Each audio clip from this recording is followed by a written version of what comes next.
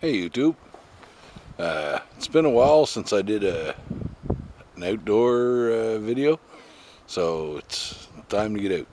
I've been working a lot lately. My new job's got me straight ahead. It's been 70, 80 hours a week. In the last four weeks I've had one day off, so this week's turnaround, so I get this week off. I get it off paid, which is nice. It's needed.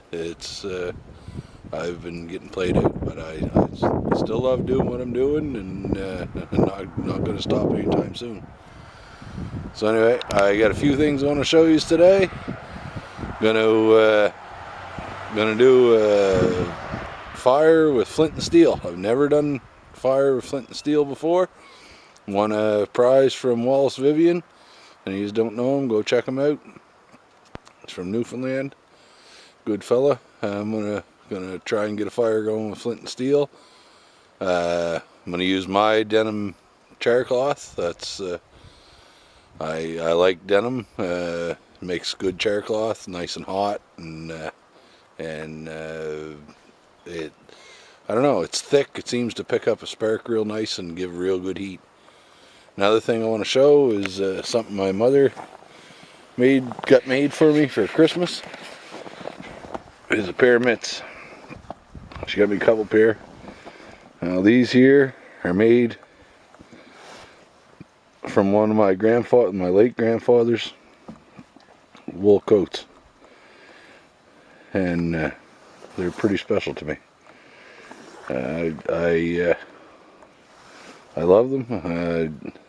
I won't be using them around the fire or nothing like that, but I'll be wearing them on the way back. It's -8 here today, well, -7, -8, and but I don't want to get them burned or nothing. Like I said, I got 2 pair of them, and I cherish them. So anyway, we're gonna go back, and I'm going on my own land here today. I'm going in there, and we're gonna get a fire going, and we're gonna have some grilled cheese, or I'm gonna have some grilled cheese and a few beer, just because I'm due to have a few beer. Anyway, let's go for a hike, and hope you enjoy. Well, the effects of age are starting to catch up with me. I turned 40 in another month, and there's times I could do this all day long, and I'm getting to the point now where half hour, 45 minutes is enough for me. Anyway, that's the fun of getting older, I guess. But the trail hasn't been broke back here all year. I've been sinking a foot and a half, and I don't have small shoes. My snowshoes they're pretty near 3 feet long. They're a set of Faber winter guides. Well, you can see there I got a 12-inch boot, or 12-inch foot, and my boot, so they're about a 3-foot boot, a 3-foot shoe, and this is as far as I'm going. I wanted to get a lot further. I wanted to get right to the back, but I ain't going back there today. And there's lots of birch around here, and lots of dead limbs and dead falls, and I can get a pretty good fire going here. Anyway, this is where lunch is going to be. So let me get some tinder and some kindling, and we'll get at her. I forgot to mention, I'm wearing my Canada, my Roots Olympic toque, and just to support our athletes. They're doing great, and right now I believe we're sitting in 2nd place for medals. They worked hard to get where we're at. It doesn't matter what country you come from. Support your Olympic athletes. They really do work hard to get where they're at, and they deserve our support. And I just thought I'd throw that out there and throw my support behind them, and you guys should too. There's 2 ways you can get a fire going in the snow. It's either dig down till you hit ground, which I don't have a shovel, and I ain't taking my snowshoes off to start a fire, to dig down, or build yourself a base and start your fire on top of it. This is my favorite way of doing it.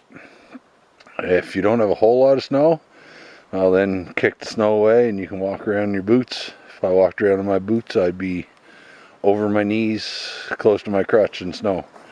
And I ain't getting into that. So we build her on top of logs.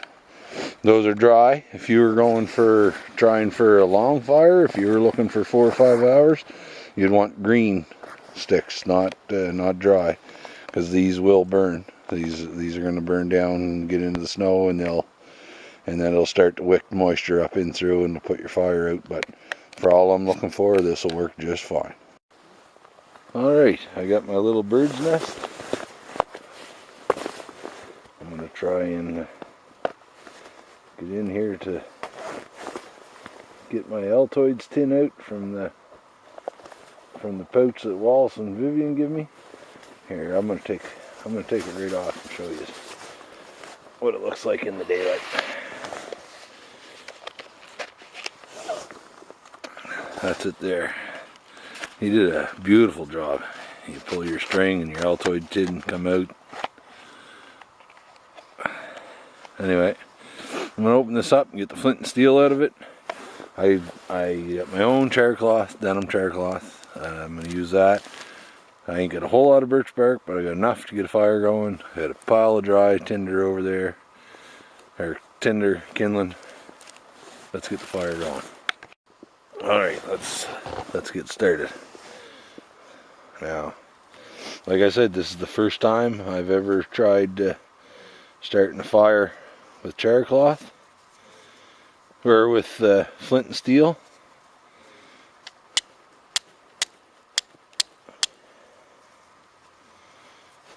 She's breaking up on me here.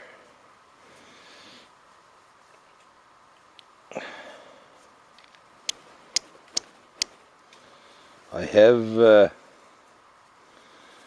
have got a spark off this.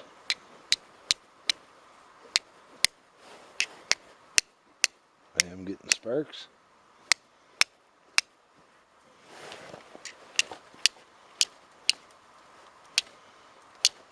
There we go. We got a spark. I don't know what that is. We'll count back to see how many tries it took me to get a spark. I think it was 4 or 5, but I got my chair cloth lit. Now let's see if I can get this birch bark. I got lots of other stuff to get my fire going, as usual. But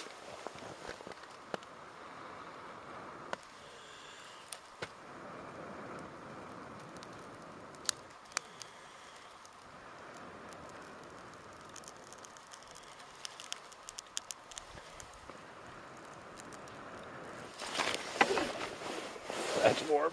Whoa!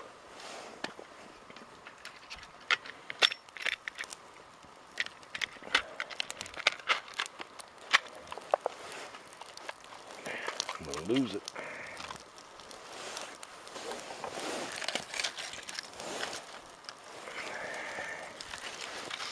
Get this bark going, and we'll have fire in no time.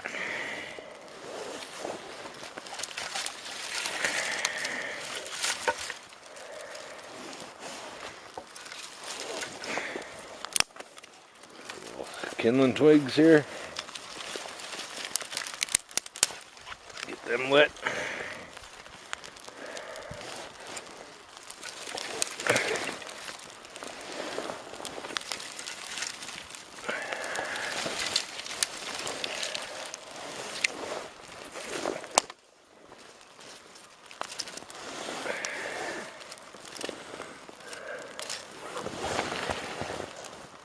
There.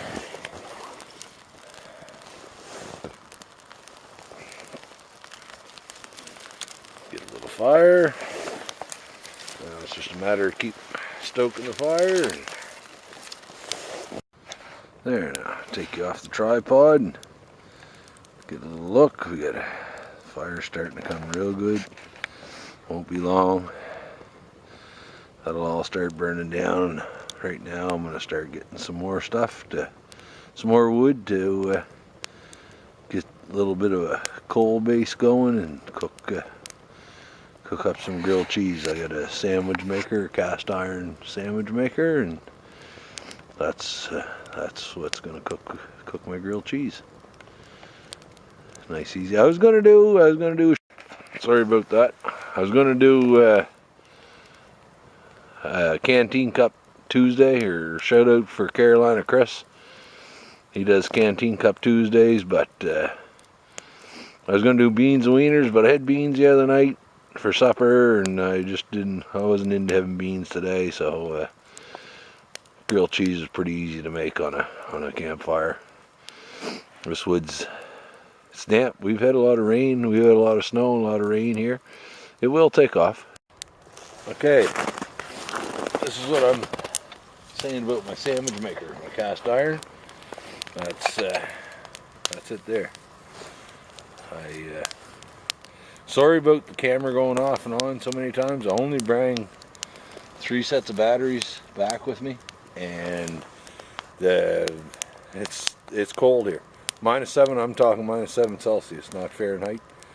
So I gotta keep taking the batteries out and warming them up, and I should have bring more, and I apologize for that. But anyway, let's get a sandwich made so you can see how it turns out before my batteries die with this last set.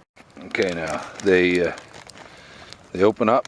It's like clamshell. I'm sure you've seen these before. If any of these that haven't, this is how it works. I pre-buttered all the bread, and it's sticking together on me, of course.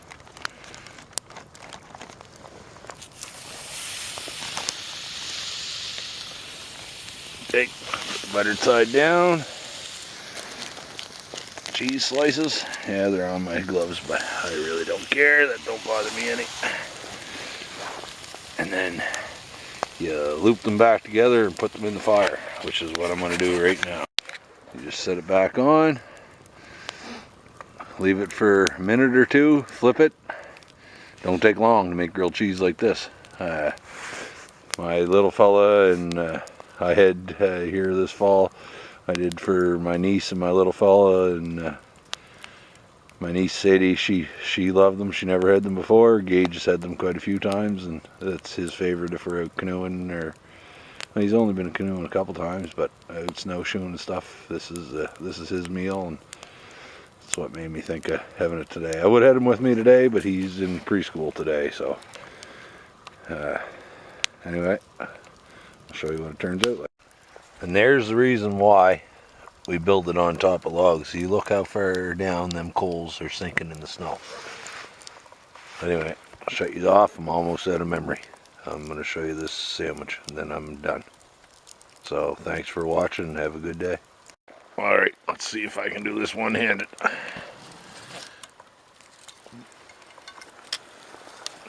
Oh, nice grilled cheese.